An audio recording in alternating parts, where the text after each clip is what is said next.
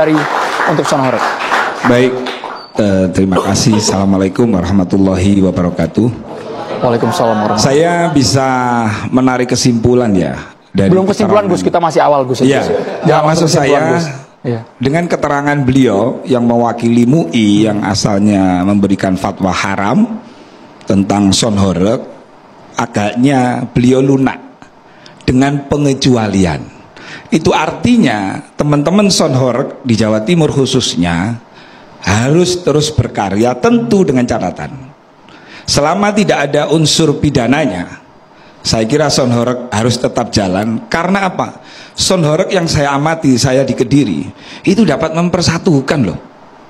Son Horeg itu mempersatukan itu tidak hanya pengajian. Saya khawatir dengan fatwa MUI berkaitan mengganggu kebisingan, nanti sholawatan Habib Syekh itu bisa kena loh. Itu sonnya luar biasa itu. Nanti Gus Gondrong juga kan gitu, walaupun itu di lapangan. Tapi di lapangan pun ketika kita berbicara tetangga, apakah panitia juga menyeleksi ada orang sakit atau tidak seperti yang ditakutkan Kiai? Belum tentu juga. Gitu loh. Jadi yang saya sesalkan, fatwa MUI ini terlalu gegabah. Jadi kalau kita berbicara son, berarti itu barang. Sama kita pakai filosofi palu. Tahu palu? Palu itu kalau digunakan maku untuk bangun rumah, itu manfaat, maslahat atau mudarat? Manfaat. Tapi kalau palu buat mukul kepalanya mahasiswa, bocor, maka jadi mudarat. Nah sekarang persoalannya apa tentang sound system Horeg? Volume. Nah itu sebelum memberi fatwa, harusnya kiai-kiai kami yang di Jawa Timur ini harus merangkul, bukan memukul. Harus mengajak, bukan mengejek gitu loh. Dirangkul dulu, dipertemukan. Sound system itu Mas ya, itu dapat menciptakan perekonomian. Ketika Son Horeg itu gerak, itu satu sound system. Apalagi kalau battle sound. Battle sound itu perkumpulan sound-sound, konser di lapangan, wah itu ekonominya luar biasa. Nah kalau itu dikombinasi ulama dengan pengusaha sound system, ulama sebagai penasehat, ulama sebagai konsultan, maka bagaimana hasilnya parkirnya, bagaimana hasil tiketnya, kan bisa itu untuk disisihkan untuk anak yatim dan kaum duafa. Tapi saya kaget Gus Rofi mengatakan MUI gegabah. Iya, gegabah. Nah, makanya begini, mengapa saya katakan gegabah? Kalau dari keterangan beliau tadi, saya bisa menyimpulkan ada pengecualian. Padahal yang namanya fatwa haram, contoh, babi haram, tidak ada pengecualian, haram ya haram. Tapi ketika ada pengecualian, berarti teman-teman sound system Horeg ini dibolehkan dengan catatan, berarti suaranya dikurangi, kan begitu. Ya inilah saya katakan gegabah, sehingga terjadilah pro dan kontra. Di kiai kami di NU, Yai Muafik juga beda pandangan dengan MUI. Berarti kan ini bermasalah fatwa ini. Padahal yang namanya fatwa itu harus diikuti oleh umatnya. Tapi ketika itu menimbulkan pro kontra, maka ulama yang ada yang memberikan fatwa itu bisa dipertanyakan tentang Kiai komentar dulu sebagai yang mengeluarkan fatwa. Kalau mengatakan gegabah, andaikan panjenengan mengikuti proses, kami tidak pernah ada satu peristiwa momentum memutuskan fatwa yang lebih lama daripada soal Son Horeg. Kami 3 jam itu hearing, melakukan eksplorasi semua, dari beliau, bahkan dari beliau semua, dari beliau bertiga semua bersuara. Kami hadirkan juga dari guru besar THT Prof. Nyilo Purnami, beliau juga memaparkan itu semua. Jadi kalau dikatakan gegabah, kami akan membantah itu tidak betul. Kemudian mohon maaf, kalau kemudian Anda menyamakan misalnya para kiai di Bahthul Masail dengan gus-gus yang membolehkan, itu jangan dikira itu satu keilmuan. Di bidang kedokteran, dokter itu spesialisnya macam-macam dan banyak. Dan mohon maaf, yang membolehkan itu kita tolok ukur keahliannya di bidang fikih sudah teruji atau belum. Atau jangan-jangan dia hanya penceramah. Penceramah tidak harus menguasai ilmu Quran hadis. Penceramah tidak harus menghafal alfiyah. Dia cukup bercerita. Tapi bagi kami di Komisi Fatwa tidak bisa. Kami sekali lagi kalau kemudian hasil komisi fatwa disamakan dengan hasil dari ceramah beberapa tokoh, itu sama seperti hasil temuan dari dokter kemudian diukur dengan hasil AI misalnya. Jadi mohon maaf. Secara umum, fatwa haram MUI untuk Son Horeg. Baik, terima kasih. Assalamualaikum warahmatullahi wabarakatuh. Waalaikumsalam warahmatullahi. Saya bisa menarik kesimpulan ya. Dari Belum kesimpulan Gus, kita masih awal Gus. Iya, maksud saya Gus. Ya. dengan keterangan beliau yang mewakili MUI yang asalnya memberikan fatwa haram tentang Son Horeg, agaknya beliau lunak dengan pengecualian. Itu artinya teman-teman Son Horeg di Jawa Timur khususnya harus terus berkarya, tentu dengan catatan selama tidak ada unsur pidananya. Saya kira Son Horeg harus tetap jalan. Karena apa? Son Horeg yang saya amati, saya di Kediri, itu dapat mempersatukan loh. Son Horeg itu mempersatukan itu tidak hanya pengajian. Saya khawatir dengan fatwa MUI berkaitan mengganggu kebisingan. Nanti sholawatan Habib saya itu bisa kena loh. Itu sonnya luar biasa itu. Nanti Gus Gondrong juga kan gitu, walaupun itu di lapangan. Tapi di lapangan pun ketika kita berbicara tetangga, apakah panitia juga menyeleksi ada orang sakit atau tidak seperti yang ditakutkan Kiai? Belum tentu juga. Gitu loh. Jadi yang saya sesalkan, fatwa MUI ini terlalu gegabah. Jadi kalau kita berbicara son, berarti itu barang. Sama kita pakai filosofi palu. Tahu palu? Palu itu kalau digunakan maku untuk membangun rumah, itu manfaat, maslahat atau mudarat? Maslahat. Tapi kalau palu buat mukul kepalanya mahasiswa, bocor, maka jadi mudarat. Nah sekarang persoalannya apa tentang sound system Horeg? Volume. Nah itu sebelum memberi fatwa harusnya kiai-kiai kami yang di Jawa Timur ini harus merangkul bukan memukul. Harus mengajak bukan mengejek gitu loh. Dirangkul dulu, dipertemukan. Sound system itu Mas ya, itu dapat menciptakan perekonomian ketika Son Horeg itu gerak. Itu satu sound system. Apalagi kalau battle sound. Battle sound itu perkumpulan sound-sound, konser di lapangan, wah itu ekonominya luar biasa.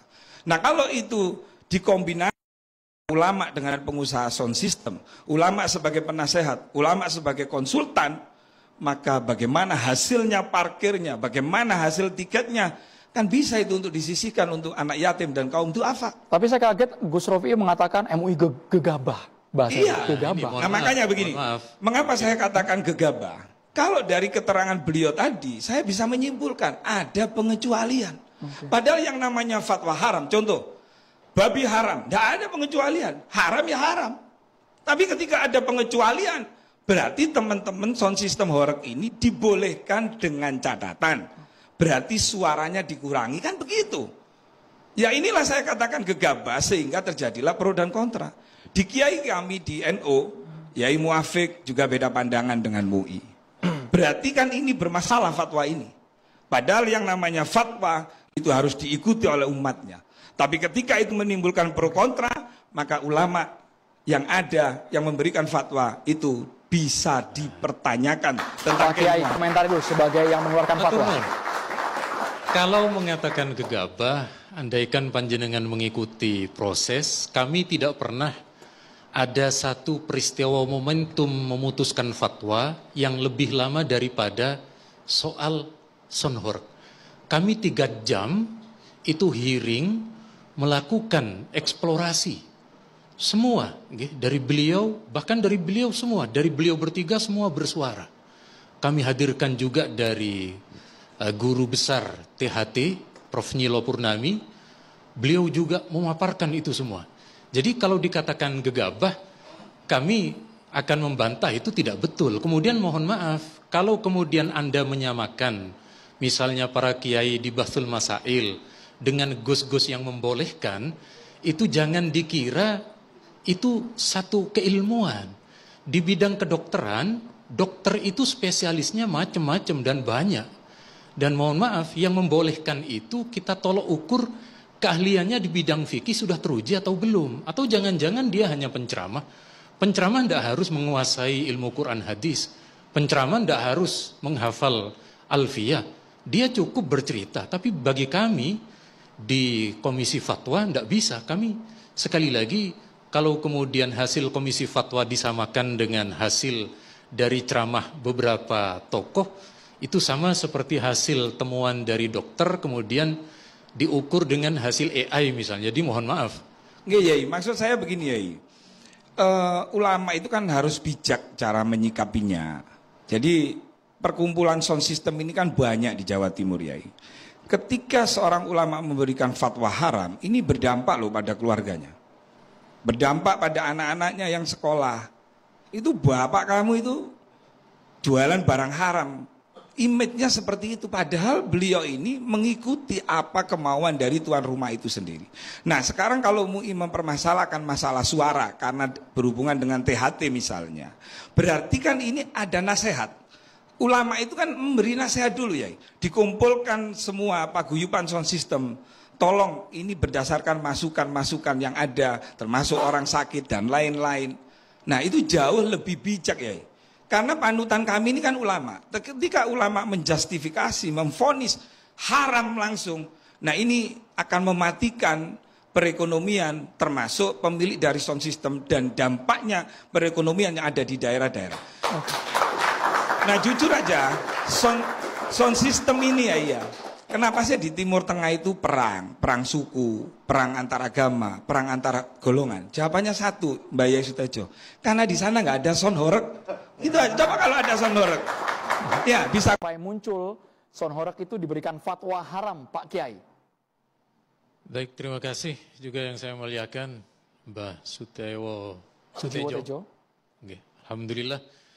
Cuma ibaratnya ketika tadi ini murni ranah hukum, ketika beliau mengomentari, ini kalau ibarat di dalam ilmu agama itu ranahnya kemudian diseret ke sufi.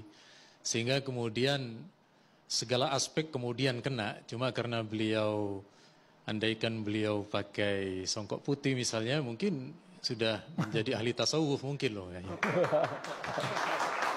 Atur nun.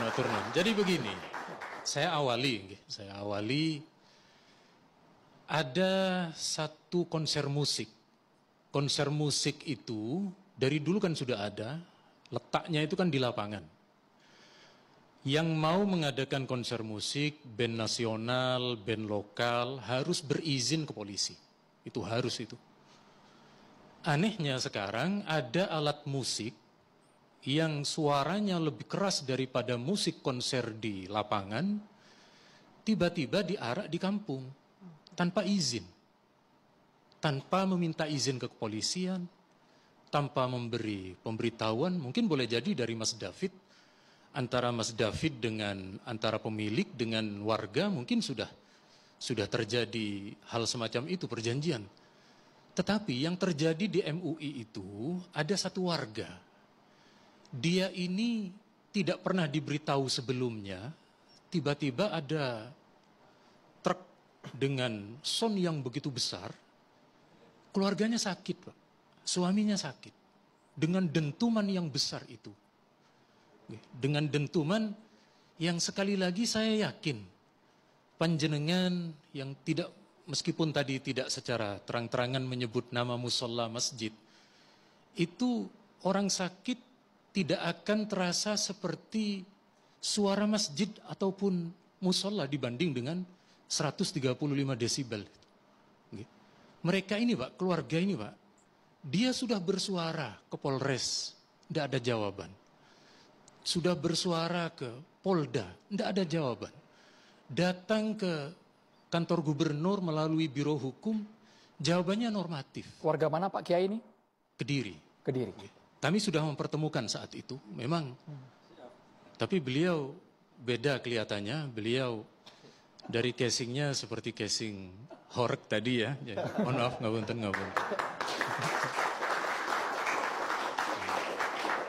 Lalu kemudian ketika ini ada di Pasuruan, jadi ini menjadi viral itu karena di Pasuruan memfatwakan mutlak haram. Karena menurut kiai kita yang di Pasuruan itu, sound horeg dan rangkaiannya itu satu paket. sehingga haram mutlak. Sehingga kami terjadi diskusi dengan Mas David. Brewo, Mas David, dan Gus Ali yang lain. Ada konfirmasi. Oh enggak, itu dancer bukan dari kami. Kami murni penyewa sonhorek. Maka yang awalnya dari Pasuruan itu mutlak haram, karena ini sesuai dengan pengakuan dan juga realitas memang ditemukan hanya terkadang sekedar lewat saja ini sonhorek ini. Maka kemudian catatannya adalah seperti yang kemudian sudah beredar itu. Lalu bagaimana dengan Masjid Musola Nuwun Sewu Mbah yang sangat saya muliakan, di keputusan Menteri Agama tahun 80-an ini, itu sudah ada Masjid Musola itu hanya baru boleh membunyikan 10 menit sebelum azan son luar. Setelah itu harus kemudian son dalam. Itu sudah ada aturannya, tinggal bagaimana RT RW setempat dengan takmir melakukan sosialisasi. Kami di Surabaya sudah. Saya dengan FKUB, dengan Polres Tabes Surabaya, dengan Kemenak sosialisasi. Makanya di beberapa perumahan hanya adzan, setelah adzan sudah tidak ada lagi. Itu pun adzan tidak terlalu keras seperti yang di perkampungan yang memang masyarakatnya itu sudah bersedia dengan terbiasa. Malah sebagian tempat yang kalau tidak ada adzan mereka bingung. Nah ini juga yang menjadi kesulitan bagi kita, antara yang di Kediri, Blitar, dengan kemudian di Banyuwangi dan Jember, itu kasusnya beda-beda. Misalnya yang di satu kota subwoofernya itu cuma 8, itu sudah mengganggu. Ada di tempat lain sampai subwoofernya itu 12-13, mereka enjoy saja di kampungnya.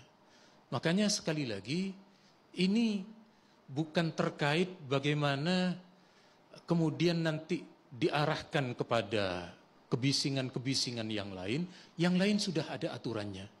Sudah ada aturannya, lewat di depan Makobrimob tidak boleh menyalakan klakson, kan sudah ada aturannya itu. Kemudian dimanapun kebisingan sudah ada aturannya. Nah, kemudian yang soal sonhorek ini memang belum ada. Polisi sampai sekarang belum bertindak karena tidak ada perda. Dulu seperti yang pernah diseringkan dengan Mas David, dulu itu awalnya adalah Agustusan, son itu diarak melalui becak, dari kecil-kecilan kan awalnya Mas. Lalu berikutnya meningkat ke pick up. Tidak ada masalah mungkin. Akhirnya kemudian terus membesar. Makanya betul kemarin Prof. Sigit dari UI, beliau sosiolog itu mengatakan ini murni kreasi dari masyarakat. Tetapi karena tidak disertai dengan aturan di berbagai daerah, akhirnya sekarang kita sudah kelabakan, sudah terjadi di mana-mana. Maka intinya sebenarnya kalau kemudian di masing-masing kota, dan alhamdulillah dari peristiwa ini di beberapa kabupaten kota sudah membatasi. Artinya kami dari MUI itu seperti yang sudah kita arahkan di keputusan itu adalah bagaimana melokalisir tempat, mengatur waktu, kemudian juga intinya ditertibkan. Sama seperti dulu ketika ada konser musik, terserah. Ya, persepsi soal musik macam-macam. Menurut Salafi haram mutlak. Menurut kami 4 mazhab yang versi kami itu tergantung ada unsur keharamannya apa enggak. Jadi sebenarnya sonhorek ini masih boleh? Apakah memang sudah final ini haram dengan catatan gitu Pak? Di keputusan fatwa MUI dengan catatan, ya, dengan catatan desibelnya tidak sampai pada taraf mengganggu di atas desibel tadi. Dan kemudian diarahkan di satu tempat yang ingin menghorkan diri silahkan di sana.